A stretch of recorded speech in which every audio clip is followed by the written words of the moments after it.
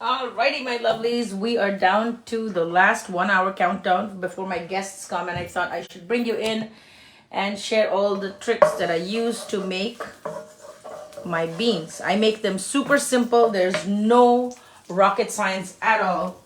The simplicity of it is going to drive you nuts because it's just really, really the simplest thing. So I start out with some chopped onion and tomato and cilantro blend. I just make a little extra pico de gallo so I can do all these things with that.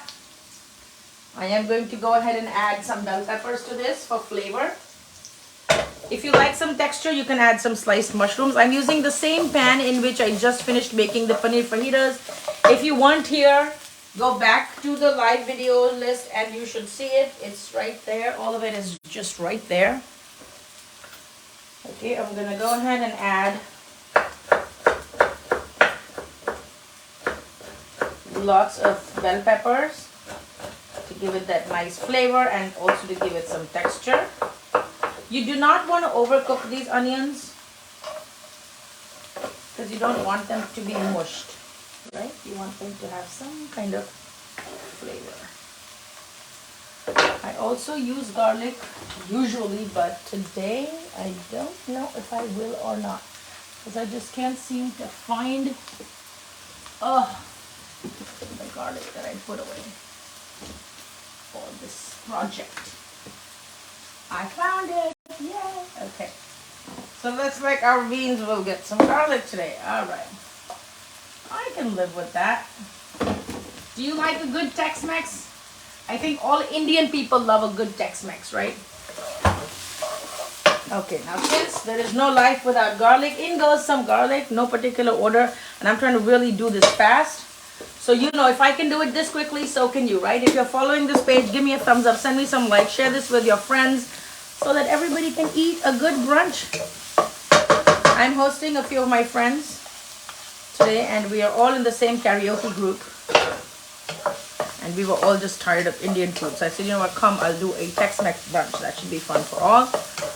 I've taken 3 cans of black beans and literally I've only just bought these from the store. There's no rocket science. If you want to soak your own beans and make them in your Instant Pot or whatever, that's fine too. I've drained all the liquid, right? So that's going on. This is already sauteing. You'll be able to smell the garlic as the aroma blends into the aroma of the peppers and the onions, right? Throw in your beans. I'm telling you, the simplicity of this thing is going to make you nuts.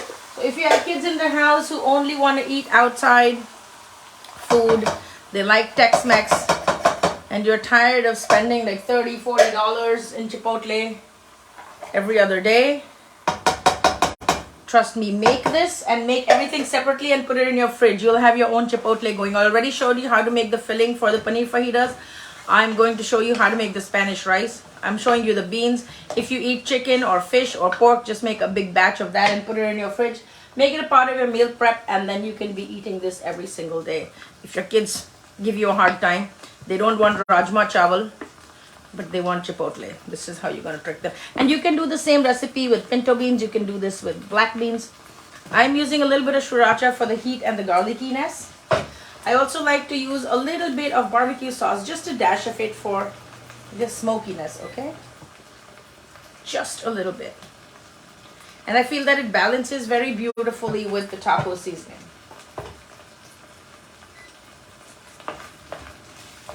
Give it a gentle stir. Add a little bit of the store-bought salsa. See how easy this is.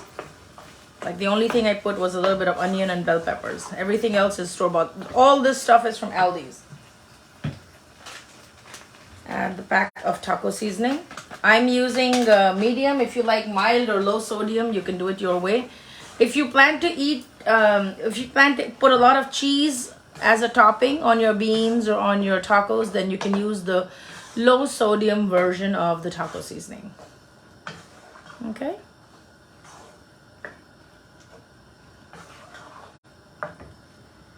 And now this is going to simmer.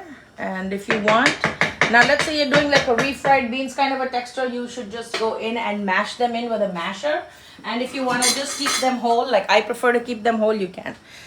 just remember that they, even if they look like they're thin and runny, by the time you're ready to serve, they do set up and gel up. So they do become thicker than what you actually see them as. Okay, just give them a gentle whoosh, smush, whatever it's called. It's pretty much ready to go. Okay, you can taste it once it starts simmering. Just give it a quick taste. I am gonna add a shit ton of cilantro, because what's Tex-Mex without cilantro? Hello, Wimmy. Good morning. How are you today? I'm making my signature Tex-Mex. I do this for a lot of caterings. I've done this for kitty parties. I've done this for baby showers and bridal showers, and everybody loves a good taco station. I've even done it for like graduation parties, and I've got just people telling me, oh my god, this was so good, we loved it, we loved it. So I try to make it as simple as possible for y'all. Just follow these instructions, make it exactly my way. There's nothing to measure, just eyeball everything. You're gonna be fine. Just gonna give it a quick taste. Sometimes I make things so good I forget how great I am. It does need a little bit of salt. I'm gonna keep the salt a little bit on the low side because I know that I'm going to add cheese to my quesadilla. So this is the filling for my black bean quesadilla. Okay, and just when it simmers a little bit, I am going to take it off the flame. I will take out a portion of it for my family, and then the rest of it is going to get put aside so that I can serve it when my guests come. There you go. I think I'm gonna make the rice in the same pot. I just love freaking one pot cooking. I made the paneer fajitas in this. Okay, so this tastes absolutely gorgeous. If you want to add a little more umami to this, you can just add a little tahini.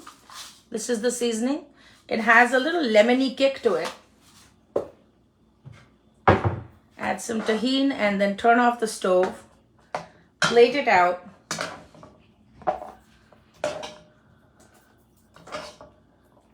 Trust me, when you put this in front of your guests, they will stop going to expensive Tex-Mex places and they'll want to come to your house. I'm not kidding.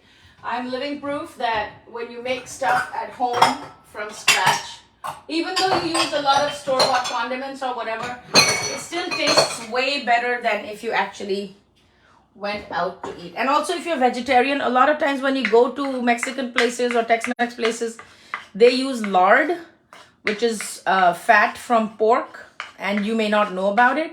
So even in the beans, they might be putting in lard. So if you're vegetarian, just be very careful. Vegetarian or vegan, when you go Tex-Mex, just be very careful that there's no lard that they cook with. Okay, so this is done. The beans are done. If y'all have any questions, ask me. Ask anything about Indian style Tex-Mex cooking. I will be topping this with jalapenos. And into this, I'm going to start making my rice. I'll show you in just a moment what I do. I'm just going to fill water in the same pan and make rice. Okay, so here is our signature black beans. This is going to be our filling for our fajita. If you have not tried to make it my way, give it a shot. It's going to be so easy. You will thank me for it.